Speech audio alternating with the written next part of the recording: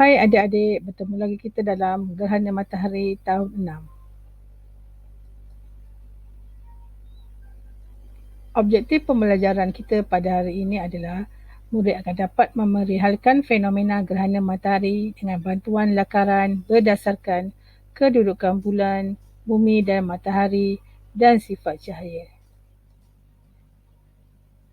Mari kita tonton video berkaitan fenomena gerhana matahari.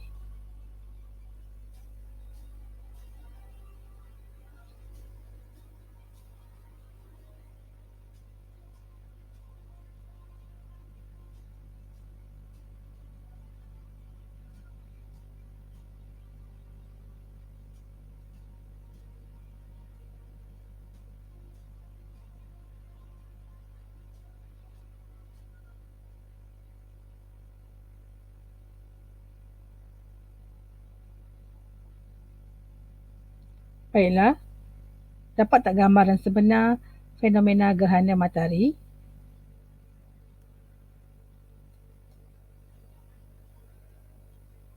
Baiklah, kita kupas satu persatu. Apakah fenomena gerhana matahari?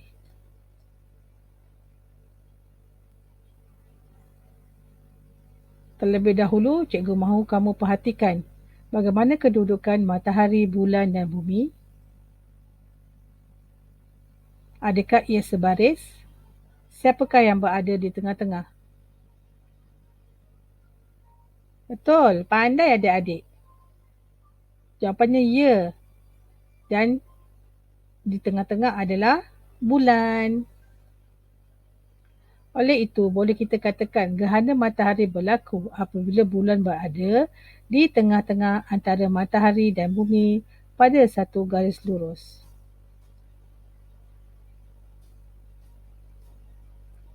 Disebabkan fenomena ini, bulan akan menghalang cahaya matahari dari sampai ke bumi. Oleh itu, bayang-bayang akan terbentuk di permukaan bumi. Maka terjadilah gerhana matahari penuh dalam kawasan umbra dan gerhana matahari separa di dalam kawasan penumbra.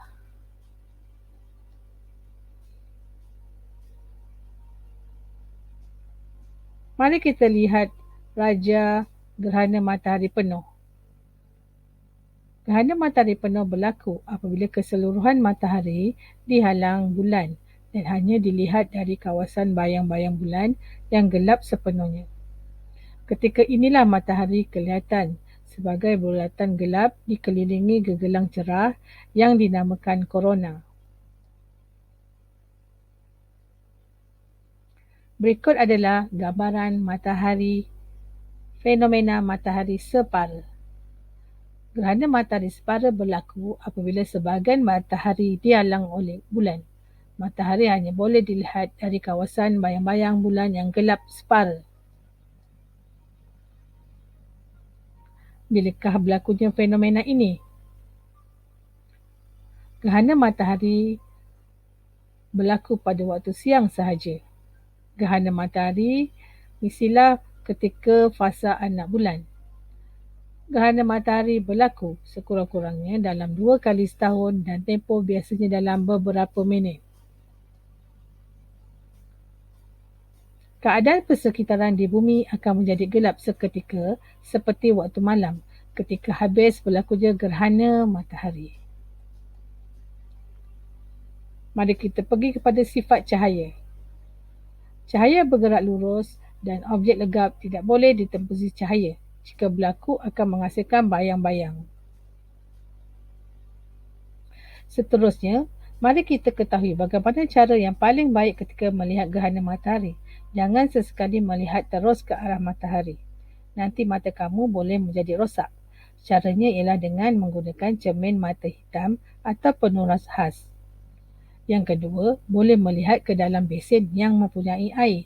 Gerhana matahari akan kelihatan di dalam air tersebut. Sampai kita kepada kesimpulan.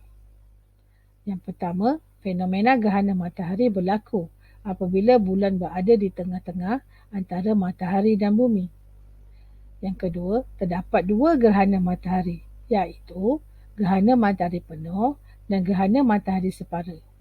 Yang ketiga, fenomena ini berlaku apabila cahaya bergerak lurus dan cahaya dihalang oleh objek legap akan menghasilkan bayang-bayang. Dan akhir sekali, fenomena ini juga akan berlaku pada waktu siang ketika fasa anak bulan. Sampai di sini saja topik kita dalam gerhana matahari. Cikgu harap kamu boleh faham dengan jelas tentang topik kita pada hari ini. Sekian, terima kasih.